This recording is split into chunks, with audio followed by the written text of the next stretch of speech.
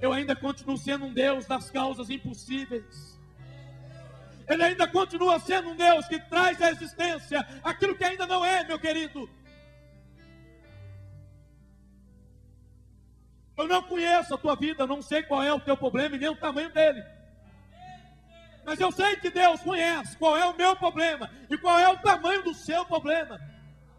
Mas hoje Deus nos dá a autoridade da graça para mim e para você, para dizer qual o problema, o tamanho do nosso Deus.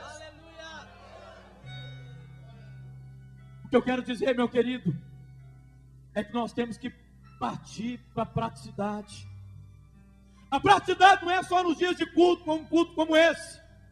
A praticidade é de segunda a segunda-feira. É todo dia, é todos os momentos, todos os meses, todos os anos, até que nós subamos para o alto como uma noiva eleita, sem mancha, sem rugas, para encontrar com o eterno Deus.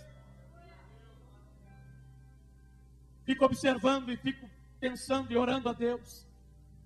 Tem hora que eu entro em uns confrontos, em umas lutas, porque eu sou um eterno apaixonado por Deus. Eu sou apaixonado pelo Velho Testamento, porque eu ainda acredito em milagres. Eu acredito que Deus pode sim pegar um paralítico e fazer ele andar. Eu acredito que Deus traz visão para um cego. Eu acredito que Deus traz audição para um surdo. Eu acredito que Deus pode entrar hoje na minha casa e na sua casa. Eu acredito que Ele pode mudar a minha história, a sua história hoje. Quando eu olho para a minha história, Satanás, de uma certa forma, sem nenhuma permissão, sem piedade, ele entrou na minha família e ele assolou a minha família. Em primeiro lugar, ele entrou na minha família quando meus pais se divorciaram. Eu ainda com 2 anos de idade, crescendo então com 2 personalidades. Um jovem rebelde com 8 anos de idade, para que eu fosse para uma sala de aula. Minha mãe tinha que dar no mínimo 5 voltas no quarteirão até me pegar. E quando ela não me levava, me colocava dentro do portão da escola. Quantas vezes eu não cheguei em casa primeiro do que ela, porque eu pulava o muro. E minha mãe então achou por bem que eu fosse morar com meu pai, porque o meu pai, eu respeitava ele. Ah, se minha mãe soubesse o mal que ela estava fazendo. Porque quando eu fui morar com meu pai, realmente obedeci ele. Eu ia para a sala de aula, mas eu era tão rebelde que meu pai não tinha confiança e nem deixava eu permanecer ou ficar dentro de casa, porque ele pensava assim: se eu deixo ele dentro de casa sozinho, ele vai levar uma turma para dentro de casa e vai ser uma bagunça só. E eu então ficava o resto do dia na rua. Aí o meu pai, para que pudesse mostrar para mim que ele era meu amigo, ele era aquele pai que todo final de semana só dava uma mesada, nem sequer nenhum abraço, nem sequer perguntava para mim se eu tinha algum problema, se eu estava com alguma dificuldade. Era só a mesada e pronto, e acabou. E com 10 para 11 anos eu era um alcoólatra. E com 11 para 12 anos eu tive a curiosidade de cheirar cocaína. Me tornei um viciado em cocaína. E quando pensa que não, meu pai descobriu, aí meu pai cortou a mesada, aí meu pai queria me internar em um colégio interno. A minha mãe não deixou que ele fizesse isso comigo. Aí quando eu fui morar com minha mãe pobre, sem condição nenhuma,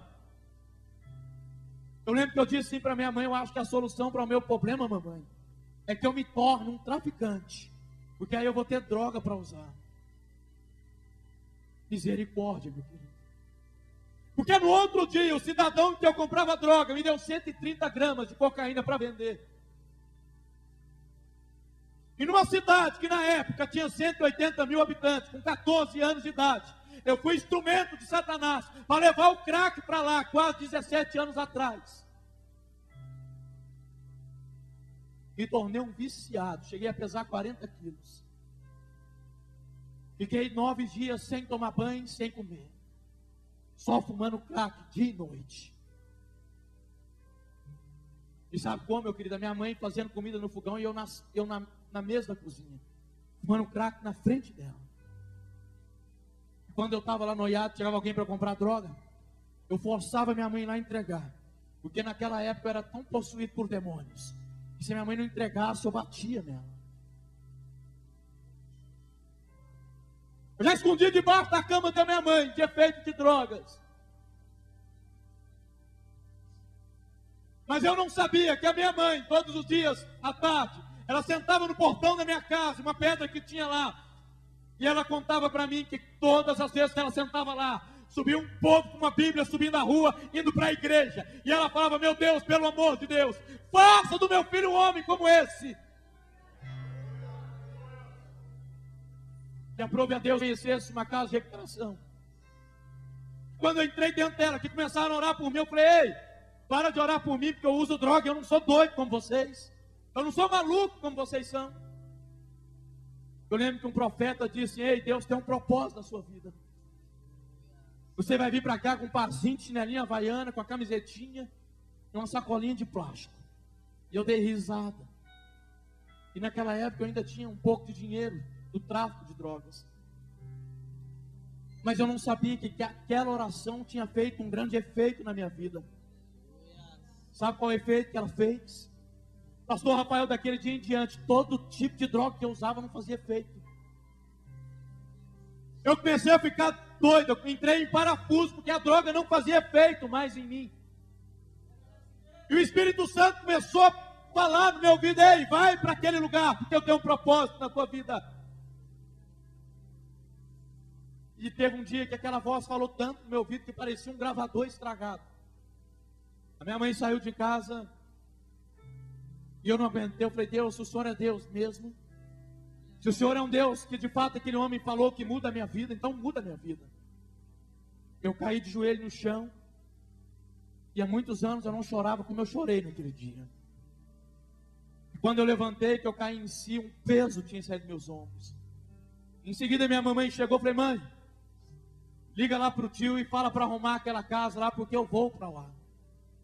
Até minha mãe foi pega de surpresa, porque ela falou assim: ei, o que foi que você aprontou? O que você fez de errado, que você quer fugir, quer se esconder? Minha mãe não sabia que naquele dia eu tinha tido a primeira experiência com o Espírito Santo. Ei, quando eu cheguei dentro da casa de recuperação, no outro dia, chega eu lá com um parzinho de chinelinha havaiana, um shortinho, uma camisetinha. E com quem foi que eu encontrei na minha frente? Um profeta que tinha orado por mim. E quando ele me avistou de longe: ei, eu não te disse que Deus tinha um propósito na tua vida? Olha aí a maneira que Deus disse que você viria para cá. E daquele dia em diante, o Senhor foi mudando a história da minha família. O Senhor foi mudando a história da minha casa. E fazem 17 anos que eu sigo a meu Cristo. Fazem 17 anos que eu entreguei a minha vida para Ele. E Ele mudou a minha história e a história da minha família.